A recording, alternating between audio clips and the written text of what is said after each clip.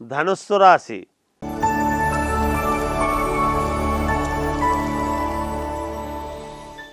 మూలా నక్షత్రము 4 పాదాలు, పూర్వాషాఢ నక్షత్రము 4 పాదాలు, ఉత్తరాషాఢ నక్షత్రం 1 పాదము కలిస్తే ధనుస్సు రాశి.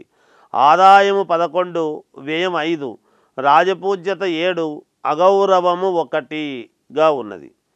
ఈ రాశి వారికి సంపదలు కలుగుతాయిగాక ఈ సంవత్సరము. అభివృద్ధి, ధనలాభము, వృత్తి లాభం. ఏ వృత్తి అయితే చేసుకుంటున్నారో ఆ వృత్తిలో లాభాలు అనేటువంటివి ఉంటాయి. కుటుంబ సంతోషం ఉంటుంది.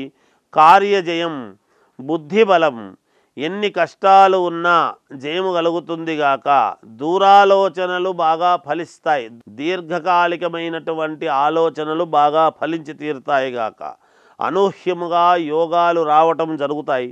ఆకస్మిక ధనలాభం అనేటువంటిది ఉన్నది. భూ క్రయ విక్రయాలలో మేలు జరుగుతుంది, లాభము కలుగుతుంది గాక. ఉద్యోగ ప్రాప్తి అనేటువంటిది కలుగుతుంది. దాంట్లో ఉత్తీర్ణత కూడా ఉంటుంది గాక. విద్యార్థులకు చాలా బాగుంది. వ్యాపారస్తులకు కూడా చాలా మేలుగా ఉన్నది. అంటే వ్యాపారం యథావిధిగా నడుస్తూ ఉండేటువంటి లాభాలతో నడిచి తీరుతుంది గాక. సినిమా రంగంలో ఉండేటువంటి వాళ్లకు చాలా యోగవంతమైనటువంటిగా కనపడుతున్నది.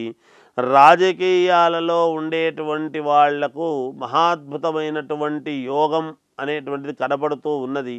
ఏది ఏమైనా వ్యక్తిగతమైనటువంటి జాతకాలను పరిశీలన చేసుకోండి, మేలు జరుగుతుంది. జయోస్తు.